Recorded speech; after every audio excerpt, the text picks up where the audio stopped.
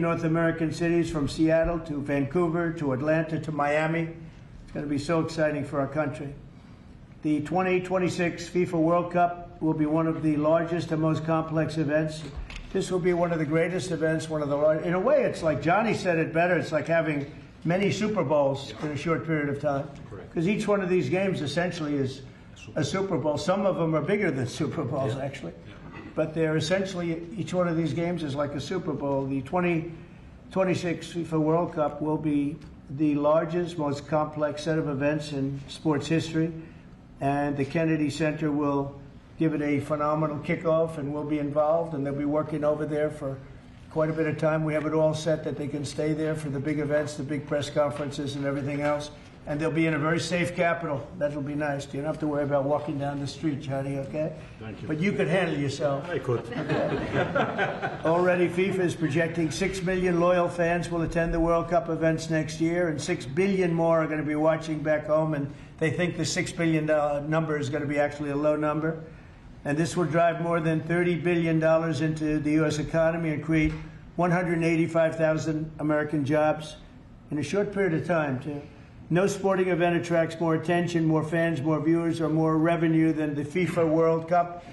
And again, I'll just say it's the World Cup, and it's the biggest thing there is in sports, and we have it. And I got it in my first administration, and I was really somewhat devastated, as devastated as I can be. I don't have time to get too devastated. I was very happy that today, as you saw, the group that does this, a government group, radical left group, announced that Trump was right.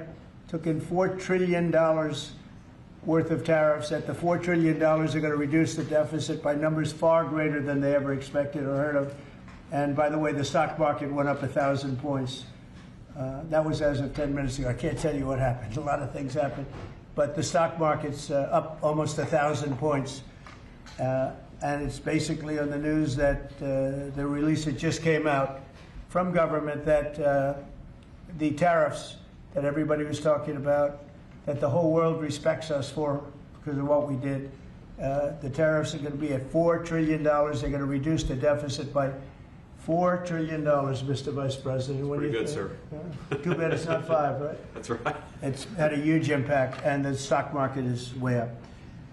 But this will drive more than $30 billion in U.S. economy and create 185,000 American jobs. No sporting event attracts more attention or more fans or anything else. And I just look forward to the draw. So we're going to have the draw, essentially, Johnny, at the Kennedy Center. Yeah. And by that time, it'll be in even better shape. We're working on it. It's about a year project to make it. It'll be great. It'll be fantastic. You see the way this is looking? Look, nice. I can't tell you how much that gold costs. A lot of money. There's nothing like gold, and there's nothing like solid gold. But this beautiful office needed it. It had to be representative. When we took it over, it was dirty, not clean. I immediately changed the chair and had this beautiful desk renovated, brought out by the White House. People that do this, they did a great job to send it out. We have a craftsman who's great. But this was not appropriate for the Oval Office when I took over. And now, if you look at all those paintings you're allowed to turn back, all of these are great presidents, and they were all in the vaults. They were in vaults for some cases much more than 100 years, and now they're proudly hanging on the Oval Office walls. And I can't imagine anybody changing it. But they were buried in vaults for over 100 years, many of them. So it's very exciting. People come in, they really love it. They love what we're doing here. They love what we're doing in D.C., and they love what we're doing, most importantly, in the country and the world. I'd like to ask Johnny to say a few words. He's the head of the whole thing. He's been there for a long time. Probably the most respected man in sports. He's amazing, actually. Works very hard, and he's got the biggest event in the world coming right here to the United States. And a little, we did a little for Canada. We did a little for Mexico. We thought, see, I'm a good citizen. I said, let them have a little piece. So we gave a little to Canada. See how nice I am? And we gave a little bit to Mexico. And Johnny, please say a few words. Thank you, President. Great honor for me to be here with you today, President, Vice President, Excellencies. Fantastic to announce what you said, which is the final draw of the FIFA World Cup on the 5th of December here in the capital. in the Kennedy Center in Washington, D.C. at 12 noon sharp. It will be broadcast live all over the world. 1 billion viewers will watch it. And it will determine, of course, the match schedule, which 48 participating teams will play. You said it, 104 matches in 1 month, 104 Super Bowls. This is not just the biggest, the greatest event, not just a sports event, it's a social event as well, with a lot of emotion. We are uniting the world, Mr. President, uniting the world here in America, and we are very proud of that. And those teams, those national teams who will come here to participate in this draw with their coaches, with their presidents, they will all be proud to be part of writing this history. And that's why we brought as well this, which is the winner's trophy. It is the trophy that the winner of the FIFA World Cup wins. Only the FIFA president, presidents of countries, and then those who win can touch it, because it's for winners only. And since you are a winner, of course, you can as well touch it. It's pretty heavy. Yeah. It's the winner trophy. The last one who lifted that is Lionel Messi of Argentina. And here it is in the Oval Office in the White House. Can I keep it? For you. Well, you can keep it until the World Cup. We're not giving it back. That's serious. It fits well. It goes very well on the wall right over there. We'll put it right below the angels. It fits well here, I think. That's beautiful, yeah. You can keep it until we have to give it to the next winner. That's fine. That's a beautiful piece of gold, I will say. That's beautiful. Yeah. So 6 billion viewers for the World Cup, 6 million coming to the matches, 30 billion economic impact, 185,000 jobs. This will be absolutely fantastic. The biggest event ever, and everything will start here in Washington, D.C. at the Kennedy Center, or the Trump Kennedy Center. We'll see that, how it will be called, on the 5th of September at noon sharp. 5th of December, noon sharp. Then, if I may... Will they be doing most of the draws, all of the draws at the Kennedy? Well, how are you going to do that? Yes, we'll do that at the Kennedy Center. We'll do all the other meetings around it with the coaches, with the broadcasters, with the sponsors, everything at the Kennedy Center. The whole World Cup starts, and everyone will be happy because everyone has qualified for the World Cup, and they didn't yet play a game, so they didn't lose yet the game. So they all think they can become world champion, right? They'll all be happy. Exactly. Now, by the way, an example, supposing we had a week ago when everybody was being killed and mugged and everything else, despite the phony numbers that were given out, that it was getting better. Brian, do you believe it was getting better or getting worse? Oh, the crime was getting worse. I mean, I was robbed. It was getting way worse. Yeah. How did the other guy come out? Well, he came out with a briefcase, unfortunately. Yeah. So, Robert 1, Brian 0. Now, but can you imagine you do this and then you start hearing that they had a 20-year reduction of crime. It's worse. It was worse during the Biden administration than anybody's ever imagined possible. And I guarantee you he wouldn't be here if those numbers continued. But now we have total safety. We have total security. And for the border, in 3 months, 0 people. These are done by liberal people that do these charts. 0 people came through our border in the last 90 days. Can you believe it? 0. Last year we had millions of people coming in, and they came in from the wrong locations. They came in a lot of people that shouldn't be here. So now when we have this event in December, it's going to be very safe. Johnny, you can walk down the street with your beautiful wife. Yeah. You can take her to dinner if you can get a reservation, which I doubt. They're all full, the restaurants. I know. They're all full. I heard that too. The restaurants aren't. The restaurants, since we are doing this, are doing great, and many new restaurants are going to open because, as you know, many closed. Many restaurants closed because the crime was so bad. This will be one of the safest places anywhere on earth. So, you know, I really am honored that the National Guard has done such an incredible job working with the police, and we haven't had to bring in the regular military, which we're willing to do. We have to, and after we do this, we'll go to another location, and we'll make it safe also. We're going to make our country very safe. We're going to make our cities very, very safe. Chicago's a mess. You have an incompetent mayor, grossly incompetent, and we'll straighten that one out probably next. That'll be our next one after this. and it won't even be tough. And the people in Chicago, Mr. Vice President, are screaming for us to come. They're wearing red hats, just like this one, but they're wearing red hats. African-American ladies, beautiful ladies, are saying, please, President Trump, come to Chicago. Please. I did great with the black vote, as you know, and they want something to happen. So I think Chicago will be our next, and then we'll help with New York, and we're going to help with. And I think really, I think a lot of these people that you see on television, they are, including the people in this audience, they'll say bad things about me, and then they'll say, "Thank God he's here," because half of them got mugged, and they don't want to get mugged again. But they're, you know, they work for stupid people that are radical left, and they're made to do things and say things that they don't want to be saying. But the people right here are all happy because you're not going to be mugged in Washington, D.C. anymore. I just want to say Johnny's been my friend for a long time. He's an incredible guy, and we will lay out the red carpet. Andrew, you're going to be fantastic. Rick is going to be everything Rick ever touched has always worked out, and he's working with me on the Kennedy Center.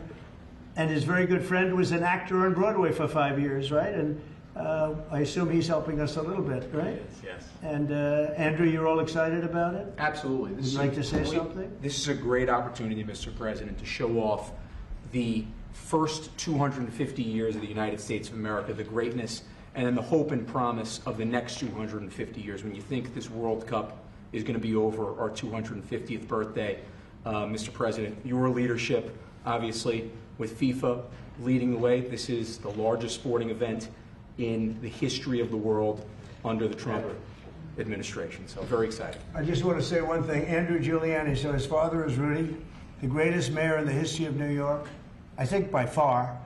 He took a ravaged city, a city that was really under siege. Probably most people thought it was going to survive. He turned it around. He was a great, great mayor. And then they treated him very, very unfairly.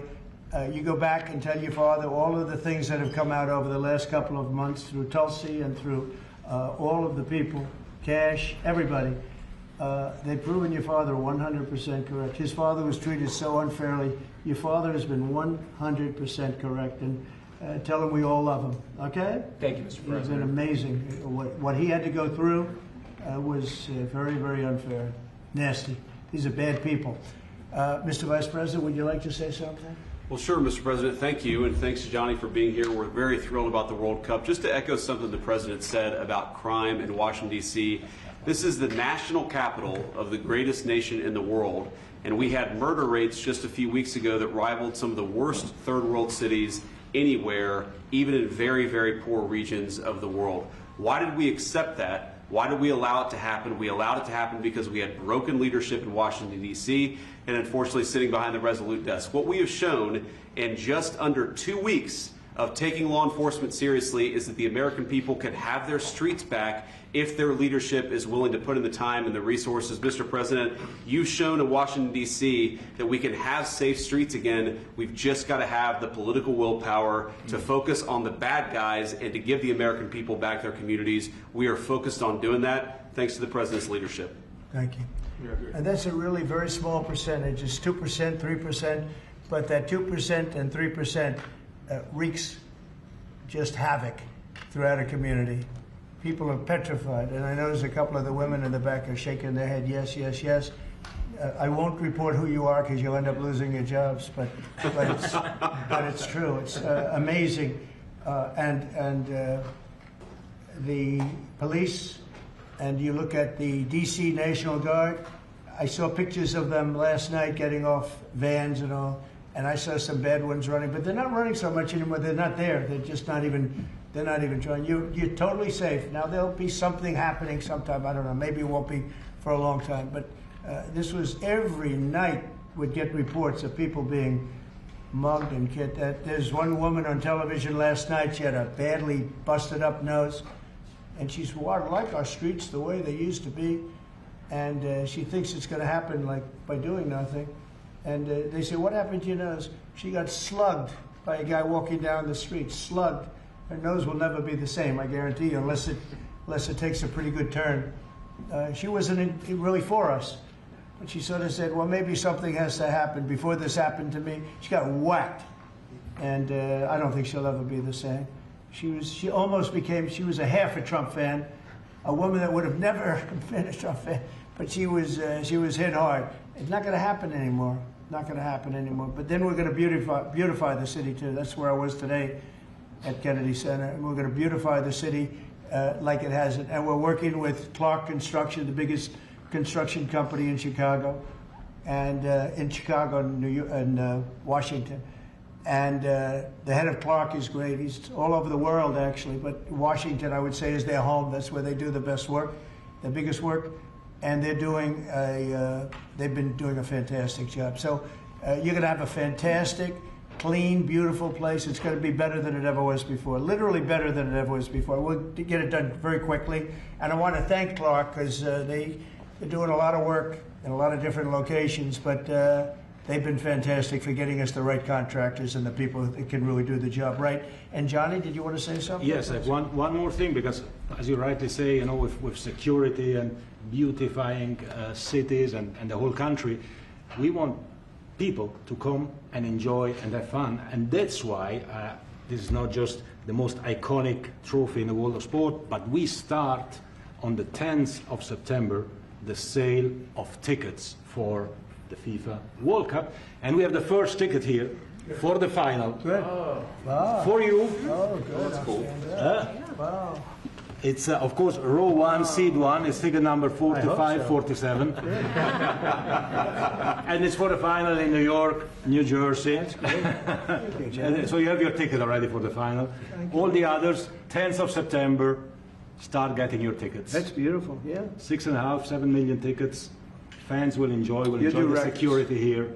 Will be fantastic. You're going to do record business, I think. 100%. Christy, would you like to say something? Yeah, Mr. President, millions of people will come to this country, and we'll make sure they get their travel documents, their visas, that they want to come here and spend their money and enjoy the sporting event. It'll be the largest event in the world. And sir, you're reminding me of something that my dad used to say all the time when I was growing up. He would say, Christy, you kids need to look like you respect yourself before anybody's going to respect you. And in this country, when people look at our streets, when they look at our capital, you're bringing respect back to this city. And people will respect our country more because it's safe, it's clean, it's beautiful, and what you're doing. Hundreds of miles of wall. I built the same wall, so you have all different materials that are very hard to cut, and you need different instruments to cut each one. And I said, Kristen, we got to get a coat of paint on it. And I didn't know she was listening, but I said, we got to get a coat of paint, and it should be black, because black makes the steel very hot. It's untouchable. You could fry an egg on it. And if you got a good black, flat paint, it would look beautiful. It will preserve it from rust. And that was it. And I gave it to her along with 30 other things, and she's done such a good job on the border with Tom Holman and the group.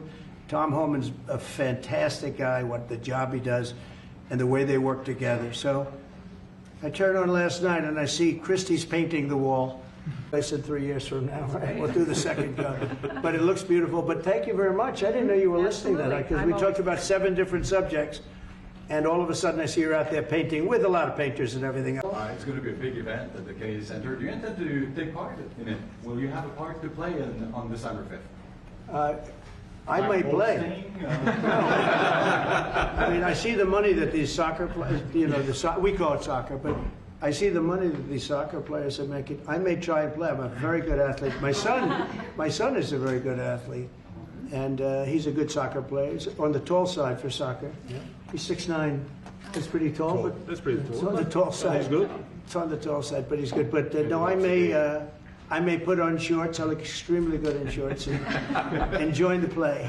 You know, no, it's going to be a lot of fun. It's going to be good. Many foreigners who want to come to attend the event are concerned about the visa situation. Can you reassure them? Yeah, they're going to have a very easy time getting in. Certain countries are going to be very, very easy, and other countries are going to be obviously a little bit more difficult. Would you like to explain that, Chris? Yeah, absolutely. We have a process set up that we'll be implementing on getting visas approved. Everybody will be thoroughly vetted, but they'll be welcome to this country. It'll happen quickly, and we're excited for them to come. So I would hope that around the world people know that the United States is excited to bring their family here to enjoy this event. America welcomes the world. Yes. And I can really, from the collaboration that we have, testify for that, absolutely. And I was just sent a picture from somebody that wants to be there very badly. He's been very respectful of me and of our country, but not so respectful of others. But he'll, I'm going to sign this for him, but I was sent one, and I thought you'd all like to see it. That's a man named Vladimir Putin, who I believe will be coming, depending on what happens. He may be coming, and he may not, depending on what happens. We have a lot of things happening over the next couple of weeks. So, but I thought it was a nice picture of him. Okay of me, but nice of him. So that was very nice that it was sent to me. Okay? Mr. President. On Yes. that subject, have you talked to Vladimir Putin about the fact that yesterday a big U.S. factory was hit in a Russian airstrike in Ukraine? What's your reaction to I that? told him I'm not happy about it. And I'm not happy about anything having to do with that war. I said I settled 7 wars, and actually, if you think about pre-wars, add 3 more, so it would be 10. I thought this would be in the middle of the pack in terms of difficulty. No, I'm not happy about anything about that war. Nothing. Not happy at all. We'll see what happens. I think over the next 2 weeks we're going to find out which way it's going to go. And I better be very happy. I had a very good call with Prime Minister Carney of Canada yesterday morning. Yes. Actually, Canada is taking away some retaliatory tariffs. He's so- removing his tariffs, yeah. Exactly. He's removing his retaliatory tariffs, which I thought was nice. And we're going to have another call soon. Yeah, we had a very good call. You're getting closer towards an Well, I like agreement on them. trade? I like them. You know, look, I'm fighting for the United States. Canada and Mexico have taken a lot of our business over the years, over 25, 30 years, especially during the Biden years. They took a lot of our business, and it's basically all coming back into the United States now. Well, hot as a pistol, and it's coming back in. Because of tariffs and the incentives we give, it's coming back. And it's impossible, I think, for another country to stop it. And we are working on something. We want to be very good to Canada. I like Carney a lot. I think he's a good person. And we had a very good talk yesterday. So I think it'll be good.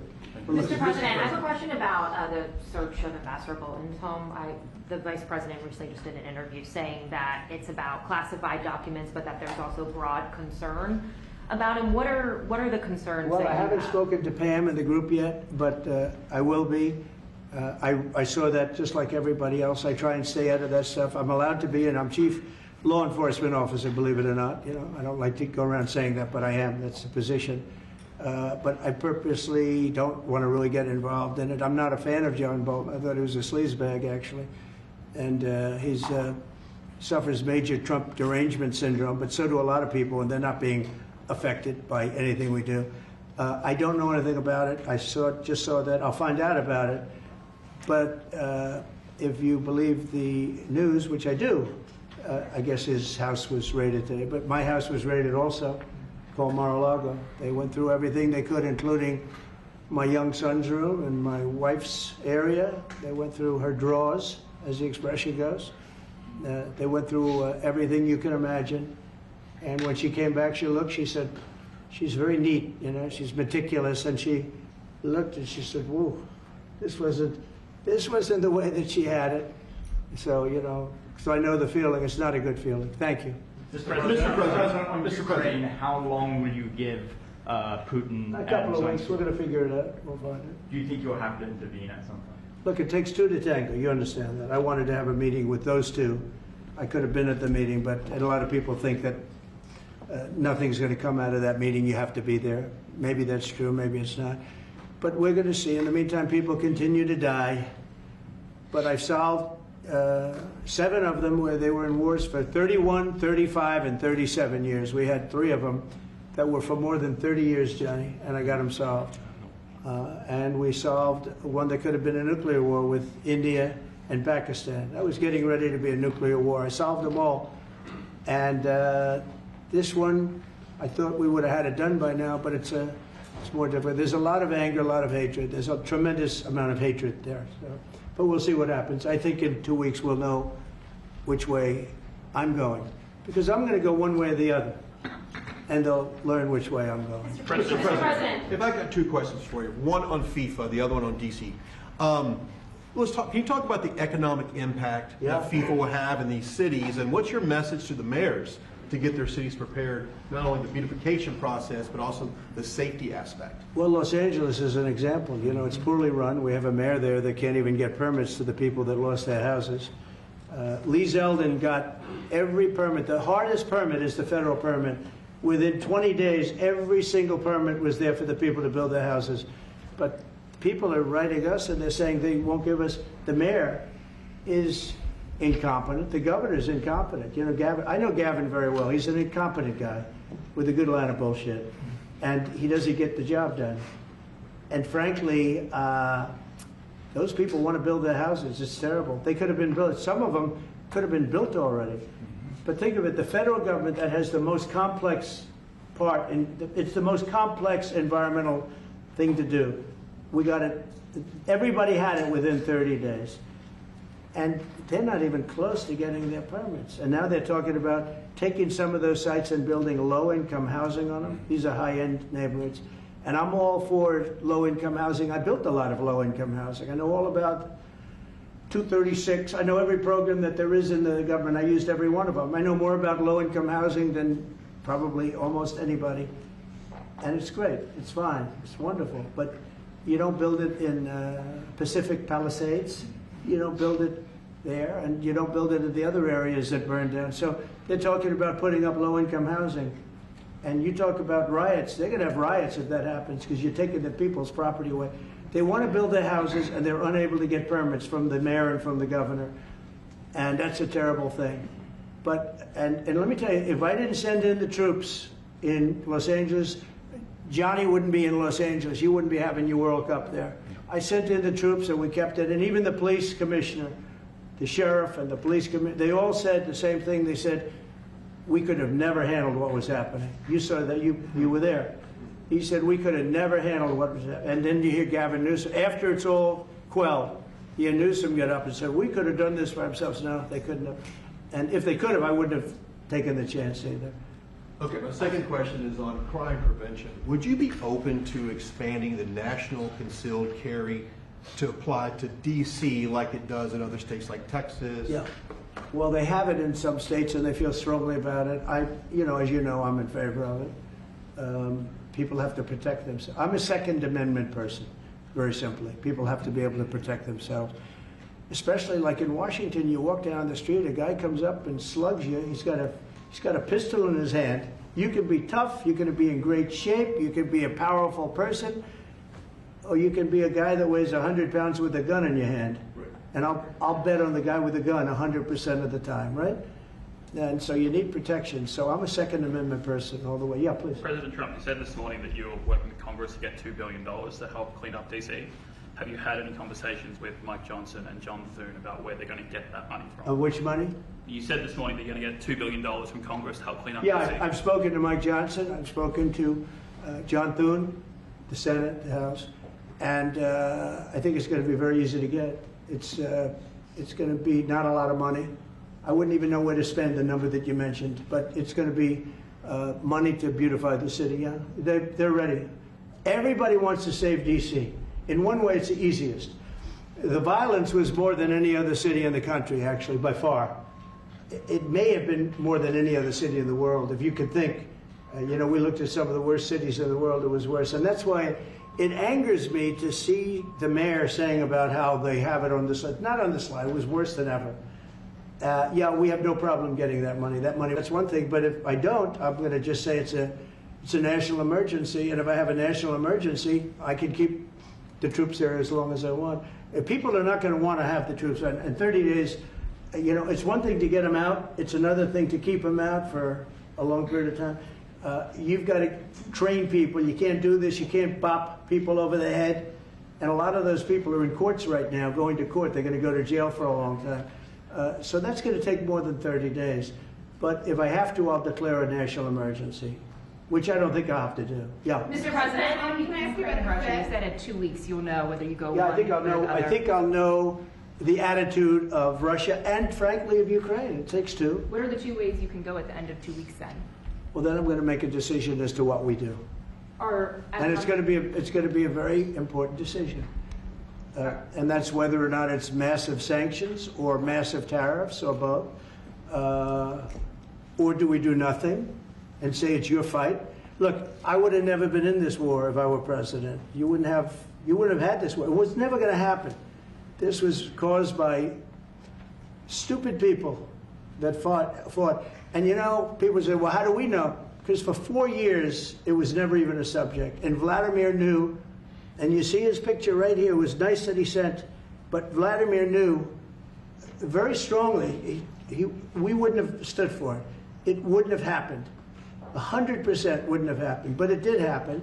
And now they're losing from 5 to 7 young kids. Think of it, you're a parent and your son is leaving. He's Russian or he's Ukrainian. And he's leaving and they're waving goodbye. Nice, beautiful kid. Nice crew cut, all set. He wants to be a soldier. And goes there first week, he has his head blown off. And he's no different than you people, me. And it doesn't matter where. I mean, I solved a problem in the Congo that was vicious. Rwanda and the Congo, the Republic of the Congo. And they were fighting for 31 years, and it was machetes. People were getting their heads chopped off. That was going on for 31 years. I got it solved. You saw it. They came to the White House. We signed an agreement. It was amazing. People can't believe we got it done. I love to stop killing. I really do. People thought it would be just the opposite. Hillary Clinton said, oh, he'll get us into a war. No, I'm getting everybody else out of wars. Are you saying there's a real possibility then that you do nothing if Putin doesn't come to the table for a ceasefire or try to end the war? I'll see whose fault it is. If there are reasons why, I'll understand that. I know exactly what I'm doing. We're going to see whether or not they have a meeting. That'll be interesting to see. And if they don't, why didn't they have a meeting? Because I told them to have a meeting. But I'll know in 2 weeks what I'm going to do. I have pretty good ideas. Your Justice Department is also sending some of the Epstein files over to the House Oversight Committee today. Are you in support of them releasing all of them? I'm in support of keeping it open. If they wanted to release, people shouldn't be hurt, but I'm in support of keeping it totally open. I couldn't care less. You got a lot of people that it could be mentioned in those files that don't deserve to be. People, because he knew everybody in Palm Beach. I don't know anything about that, but I have said to Pam and everybody else, give them everything you can give them, because it's a Democrat hoax. It's just a hoax. The whole Epstein thing is a Democrat hoax. So we had the greatest 6 months, 7 months in the history of the presidency, and the Democrats don't know what to do, so they keep bringing up that stuff. But it affected them. Bill Clinton was on his plane and went to the island supposedly 28 times. I don't want to bring that up, frankly. You have Larry, whatever his name is, Summers, the head of Harvard, who was Jeffrey Epstein's best friend. Nobody ever talks about that. I mean, but I don't want to hurt Larry Summers, but he was best friends with Jeffrey Epstein. No, this is a Democratic hoax to try and get the significance of what we've done over the past 7 months. Nobody's ever seen anything like it. They say it's #1 in history. What we've done, including stopping 7 wars. I mean, just include that. And now you look at the stock market today. It's way up to start off with from where I took it. And this market was going to crash. If Joe Biden or Kamala were president, this market we would have had a crash like in 1929. You're not going to have that. It's only a question of how high is it going to go. You know, I had the strongest economy in the history of our country. And despite COVID, we had the strongest economy in the history of our country. And we're going to blow it away this time. I was always good at making a lot of money. And whether it was for myself or whether it was, I like doing it this way better. I mean, I like making it for the country. Our country's been ripped off by friend and foe, nations all over the world ripped off. And the friends have been much worse than the foes for the most part. And they're not ripping us off. We just signed a deal with the European Union. They're paying us essentially $950 billion, like a signing fee. They're going to buy $750 billion worth of energy. They weren't buying much of our energy there. And they're very smart in doing it. And as you know, Ursula was here a couple of days ago having to do with the people, the leaders that were here. We had a great, people said they've never seen anything like it. Well, we had the leaders of Europe right here in the Oval Office. And she's so happy that she has an agreement. But people aren't ripping us anymore. We're run by, this country is run by smart people now. Mr. President, in Israel... Two questions. One is about Intel. There's been reports that you're considering taking a stake in Intel. Can you tell About the us that? 10%? About the 10%. Yeah, I met a man, he was a very nice man, and I called for his removal because I saw something by a man named Tom Cotton, a senator from Arkansas. He's a great guy, friend of mine, supporter of mine, big supporter. I'm a supporter of his too. And he wrote a pretty nasty story about the head of Intel. And I said, well, if that's right, he should resign. And he came in, he saw me, we talked for a while. I liked him a lot. I thought he was very good. I thought he was somewhat a victim, but you know, nobody's a total victim, I guess. And I said, you know what? I think the United States should be given 10% of Intel. And he said, I would consider that. I said, well, I'd like you to do that because Intel has been left behind, as you know, compared to Jensen and some of our friends, NVIDIA, some of the people and the people in, because Intel should have never been. Intel was the biggest, most powerful chip company in the world. And then they started leaving.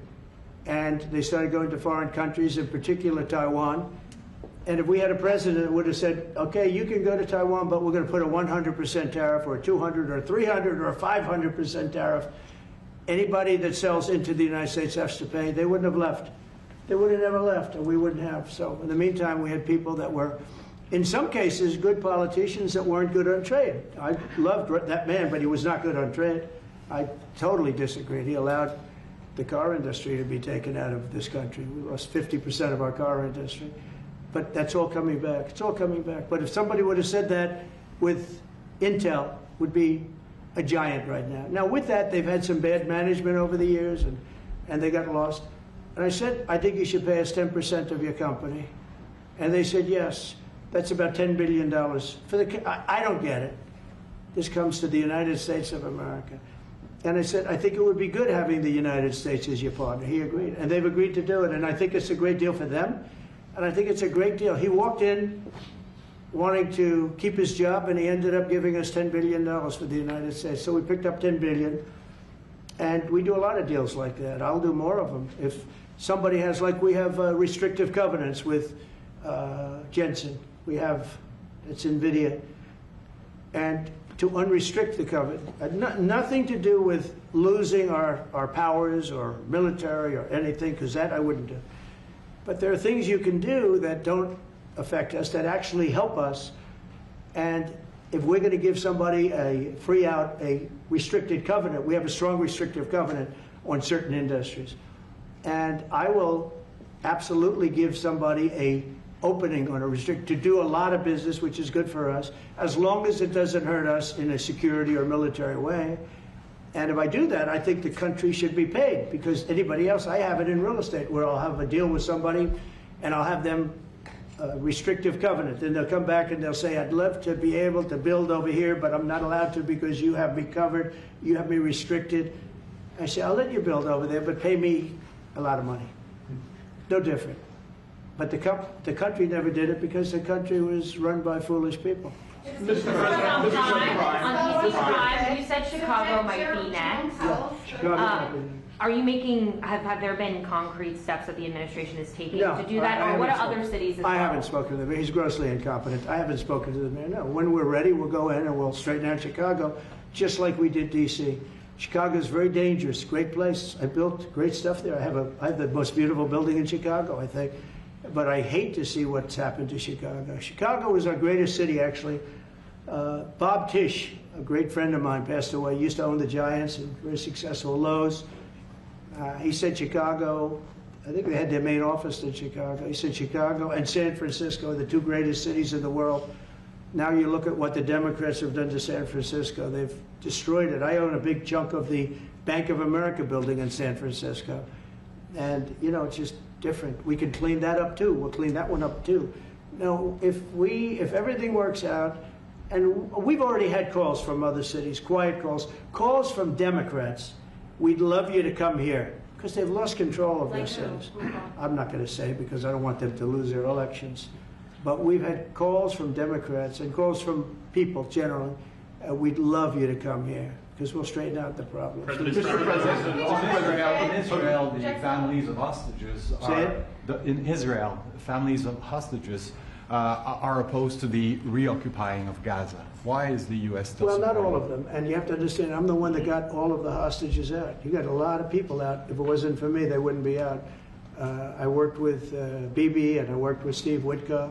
But if it wasn't for me, you would have all these hostages would most likely be dead right now, every one of them. So they all come up here. They come in groups of 10, 12, 13, and many of them, and I've gotten to know a lot of them. They're great people. What they had to go through is incredible. But so now they have 20, but the 20 is actually probably not 20 because a couple maybe aren't around any longer.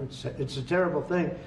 No, I don't like anymore. I said, you know, when you get down to 20, they're not going to make deals anymore. And they didn't. And then I put out a statement, as you know, that was a tough statement, go in and get them. And they said, we'll give you 10, we'll give you 10. I don't know what Israel's doing, but they were willing now immediately to give us another 10. The situation has to end. It's extortion and it has to end. And we'll see what happens. I actually think they're safer in many ways if you went in and you really went in fast and you did it. And people can't forget October 7th, remember that. I'm friendly with all groups. I won the Arab vote in Michigan. I did so great with the Arab vote, remember? I started off at 0, I ended up winning. I wouldn't say the candidate was the greatest, but I would have won against anybody. They're great people. But we have to do things properly. And you know, I'm very proud to say I got the hostages out. You have hundreds of people that are living now because of me. And now we have that final little group of people. And Hamas knows that if they give them, that's probably the end of their lives. So it's not easy to get. And I know if you're a parent, you just don't care. You want, I want my baby back. They want their babies back. They want their kids back. And I understand it. But I got them out and did a good job. And we're doing everything we can to get the hostages out. Thank you all very much. Yes? So Jackson Hole, Jay Powell today said, he suggested that they might cut interest rates, but they'd have to proceed. Well, we call him too late for a reason. He should have cut him a year ago. He's too late. You know, we have a stock market that's up 1,000 points today. I better be careful because I go out there and I'll see it's down 1,000, right? But it's up 1,000 points when I came in here. We have a country that the market's the hottest it's ever been. The country's better than it's ever been. We have a military that I rebuilt largely in my first term. We had a great, successful first term, but this is going to be even better. But we rebuilt it. We gave a lot of it away to Afghanistan, but relatively small compared to the overall. But I think it was the most embarrassing day and period in the history of our country that they allowed those 13 wonderful people, but it's really hundreds of people were killed. And they don't talk about the 48 that was so severely wounded with no legs, no arms, nobody ever mentions them except me. But that was the worst day, the most, it just showed how incompetent. Frankly, if that didn't happen, I really believe that you might not have had the problem with Russia. I think Putin was sitting there watching these stupid people running our country and said, this is a time to invade. It's, you know, this is a time. And then Biden made the statement, well, he can do a small incursion. When he said that, it was off to the races, right? When he said he can do a small incursion, remember that? I was surprised he knew the word incursion. I didn't think he had that good of a vocabulary. I want to thank everybody. It's very important to me and to everybody up here, the World Cup. And Johnny has been so incredible. I mean, he's really a great leader. I mean, to think, I said, Johnny, do it by phone. You don't have to come. No, he said, I'll come. And he flew all night long to be here and listen to this about how great we're doing in D.C. But he's a fantastic leader, and this will be your most successful World Cup ever. Thank you, Jim. Thank you so Think much. America will win. Yeah, can we win it, Mr. President? I don't know. That's I watch some of those teams go right. They go down that field. I don't know. But let me ask you: what chance does America have of winning? Well, the home team always has a good chance to win. It depends See, how he's it a good starts. diplomat. No, but has some good Well, we have a players. shot. We have a- yeah, we have- of course, you have a chance. You have a Will chance. Barrett be going to any of the games, Mr. President? I'd love to have him. He'd love to. He's very tall. Maybe we could make him a goalie. The goalies are very tall now, right? I Yeah, know. goalies are very tall. The goalies, well, he'd be a perfect goalie. 100%. At his height, he'll be a great Yeah, goalie. exactly. So we'll put him on the American team. Yeah. No, but The do goal. the Americans have a chance of, like, getting into the quarterfinals? Yes, right? definitely. No, the quarterfinal definitely, but then, you know, as the tournament goes on with the public, 250 years of United States, let's not forget, they will all feel energized about that. You know, it's amazing. The talent is really great when you watch these things. I went to the game 2 weeks ago, and it was a big upset. But you look at these people, the way they pass it, it's amazing, really amazing. It's a great art, right? Yes, It's great talent. It is incredible. You know the Will expression? you draw the names out of the hat? What? Will you draw the names? The matches? Will you- I don't know. That's up to He's He's the boss. That's an interesting proposal. He's the boss. We'll discuss that. It's going to be great. And I think the American team is going to do well. I mean, I hear it's a very good team. Good luck, everybody. Thank you very much. Thank you so much. Thank you guys. Thank you. You keep a lot of those. Thank you guys. Thank you. No, I just got one. Thank you. This was sent to me. We're done. Thank you. Thought it was a nice photo. Thank you very much, everybody. You guys keep moving. Thank you. Thank you guys keep moving. Thank you, everybody. Thank you. Thank you guys. Keep moving. Keep moving. Thank you guys.